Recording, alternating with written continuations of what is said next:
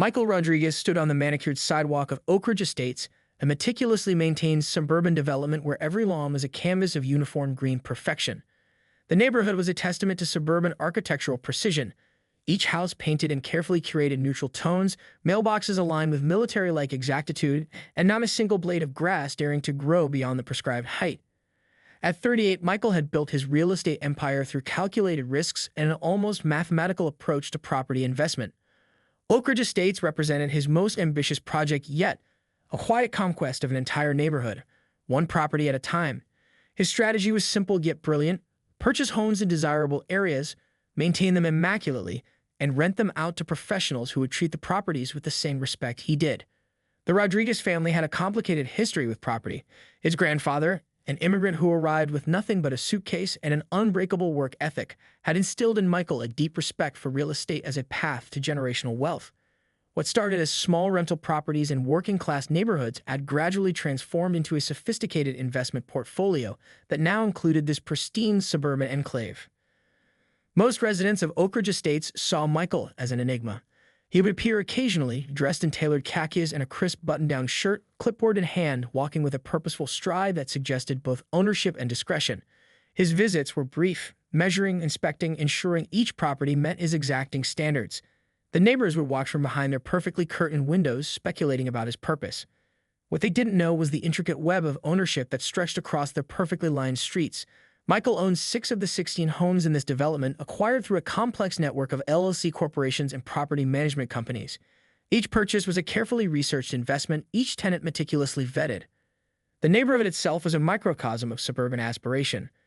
Founded 15 years earlier, Oak Ridge Estates had been designed as a dream of middle-class stability. Young professionals, mid-level managers, and early retirees populated its ranks. Homeowners association meetings were less about community and more about maintaining a specific aesthetic, a visual representation of success and conformity. On this particular morning, the sunlight cast long shadows across immaculate driveways. Sprinkler systems hummed to life with synchronized precision, creating rainbows of mist over perfectly trimmed lawns. Michael adjusted his Ray-Bans and pulled a digital tablet from his leather messenger bag. Another day of silent ownership was about to begin, a chess game of real estate where most players didn't even know they were on the board. Elena Hartwell had not always been the terror of Oak Ridge Estates. 15 years earlier, she had moved into the neighborhood with dreams of suburban perfection. A recent divorcee seeking a fresh start after a messy separation that had stripped her of both her confidence and most of her savings. The HOA board became her sanctuary, a place where she could exercise control that had been so lacking in her previous marriage. At 52, Elena had transformed herself into the neighborhood's self-appointed guardian. Her meticulously highlighted blonde hair, always perfectly coiffed, matched the immaculate appearance of her home, a symbol of her resilience and determination. The HOA board presidency was more than a volunteer position to her. It was her personal kingdom, a domain where she could enforce order and rectitude with near-military precision. Michael Rodriguez represented everything that made Elena uneasy. He was unpredictable, professional, yet somehow always slightly out of place. His intermittent appearances in the neighborhood defied the comfortable predictability she had cultivated. She had a file, literally a physical manila folder hidden in her home office, where she collected observations about his properties. Detailed notes about lawn heights, paint touch-ups, and the precise timing of his visits were meticulously documented. On this particular Tuesday morning, Elena was already on edge. Her morning had started with discovering a minuscule crack in her driveway, a potential violation of the HOA's strict maintenance guidelines. She had been photographing the imperfection when she spotted Michael walking towards 1247 Maple Grove, one of the properties she knew was managed by an external company. He was dressed differently today, work boots instead of his usual polished shoes. A clipboard replaced his typical leather messenger bag. To Elena, these were not signs of property ownership, but of potential intrusion. Her mind began to construct elaborate scenarios. Was he a contractor? A squatter? Perhaps someone planning to vandalize the property? Years of HOA board experience had taught Elena to be vigilant. She prided herself on catching potential issues before they could become problems. The neighborhood's pristine appearance was a direct result of her vigilance, or so she believed. Every resident knew her zero-tolerance policy for anything that might decrease property values or disrupt the carefully maintained aesthetic of Oak Ridge Estates. As Michael approached the property, Elena's hand was already reaching for her phone. Her neighbors might see her as overzealous, but she preferred the term protective. The neighborhood was her life's work, a canvas she had carefully curated over years of dedicated micromanagement. Anyone who didn't fit the prescribed pattern was immediately suspect. Little did she know that the man she was about to report was actually the owner of the very property and several others in the neighborhood. Her assumptions were about to collide with a reality far more complex than her carefully constructed worldview could comprehend. The confrontation brewing would be more than just another HOA dispute. It would be a moment that would become neighborhood legend. The dispatch center of Oak Ridge County was a study in controlled chaos. Tuesday mornings typically brought a predictable stream of mundane calls, noise complaints, minor traffic incidents, the occasional lost pet. But Elena Hartwell's call would prove to be anything but ordinary. Dispatcher Rachel Martinez had been on the job for 12 years, and she prided herself on maintaining professional composure regardless of the caller's emotional state. As Elena's trembling voice came through the headset, Rachel could immediately detect the mixture of self-righteous anger and genuine fear that often characterize suburban emergency calls. 911. What's your emergency? Rachel's fingers hovered over the keyboard, ready to log the details. Elena's breathing was rapid, her words tumbling out in a frantic stream. There's a suspicious man on private property. He's walking around like he owns the place, but he doesn't belong here. The background noise suggested she was speaking from her meticulously organized home office, with its wall of neighborhood association certificates and carefully curated family photos. Rachel began the standard line of questioning. Ma'am, can you describe the individual? What exactly makes him suspicious? Her tone was calm, professional, the voice of reason designed to de-escalate potential overreactions. But Elena was beyond reason. Years of HOA board meetings of maintaining what she considered the perfect community standard had prepared her for this moment. In her mind, she was the last line of defense against potential neighborhood disruption. Michael's presence represented everything she feared: unpredictability, potential property value reduction, a threat to the carefully constructed world of Oak Ridge Estates. He's wearing work boots, Elena emphasized, as if this were damning evidence of criminal intent. And he has a clipboard. He's walking around 1247 Maple Grove like he's surveying the property. This is not normal. Her voice rose with each word, a crescendo of suburban paranoia. The dispatch center had heard countless similar calls. Affluent neighborhoods were notorious for their heightened sense of threat, where a stranger's presence could trigger immediate alarm. Rachel knew the delicate dance of taking such calls seriously while avoiding unnecessary police intervention. Ma'am, is the individual doing anything threatening? Have you seen him attempt to enter the property without authorization? Rachel's fingers continued to type, creating an official record of the complaint. Elena hesitated for a moment. The truth was, Michael had done nothing wrong, technically. He was simply walking near the property, clipboard in hand, looking professional if somewhat out of place. But in Elena's world, looking out of place was nearly as bad as a criminal act. He just doesn't belong here, she repeated, her voice now a mixture of desperation and conviction. Someone needs to check this out immediately. Little did Elena know that her 911 call was about to become the most embarrassing moment of her carefully curated suburban life. The wheels of bureaucracy were turning, set in motion by her own hands.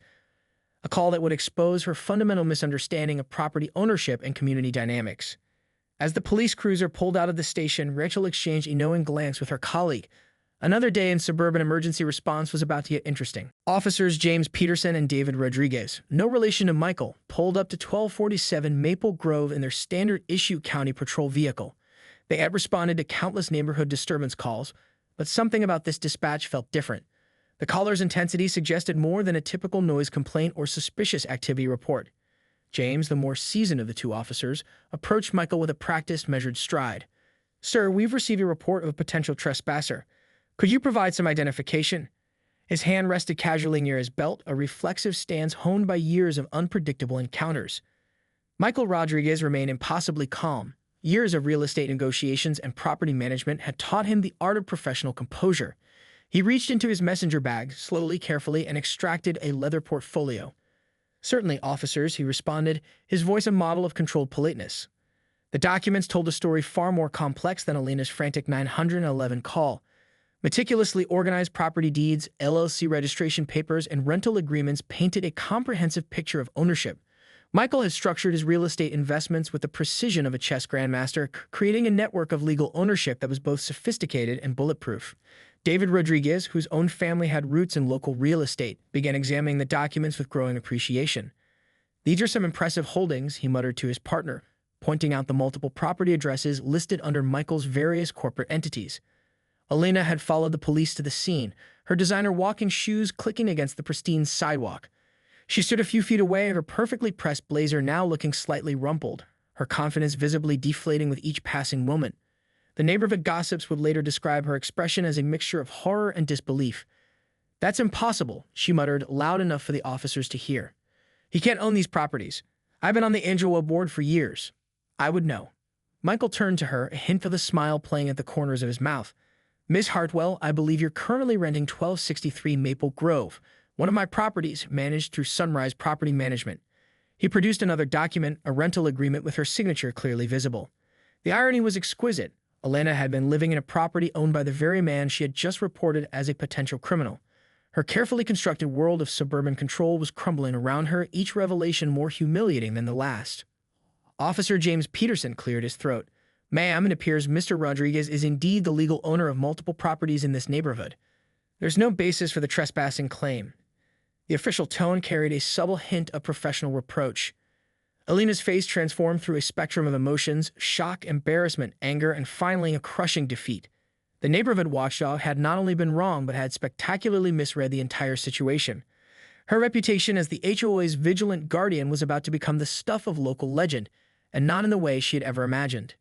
As the police prepared to leave, Michael remained the picture of professional dignity. He had turned what could have been a confrontational moment into a masterclass of calm resolution. The neighborhood would talk about this for months, perhaps years to come, the day the HOA president called the police on her own landlord. The story of Michael Rodriguez's property empire was far more nuanced than a simple real estate investment strategy. It was a carefully orchestrated plan born from years of observation, calculated risk, and a deep understanding of suburban economic dynamics that most people never comprehended. Growing up, Michael had watched his parents struggle with housing instability. His father, a construction worker, and his mother, a part-time bookkeeper, had moved countless times, always one unexpected expense away from losing their home. Those childhood memories had planted a seed, a determination to create stability through property ownership. His investment in Oak Ridge Estates was anything but random. For months, he had studied the neighborhood's economic patterns, property values, and rental markets. Each home he purchased was a strategic chess move, carefully selected based on potential appreciation, rental demand, and long-term investment potential. The neighborhood residents, including Elena, had no idea of the sophisticated algorithm behind his property acquisitions. Michael used a combination of data analytics, local market research, and an almost intuitive understanding of suburban real estate trends. He worked with a small team of researchers who could predict neighborhood trajectories years in advance, identifying areas poised for growth before most investors even noticed. Sunrise Property Management, his primary management company, was renowned for its meticulous tenant screening process. They looked beyond credit scores, examining potential renters' professional stability, community involvement, and long-term reliability. Elena herself had passed their rigorous screening, though she remained blissfully unaware of the comprehensive vetting process that had allowed her to rent her current home. What made Michael's approach truly unique was his commitment to property maintenance. Unlike many absentee landlords, he viewed each property as more than just an investment. It was a potential home for real people. Regular maintenance, prompt repairs, and a hands-on approach set him apart from traditional real estate investors.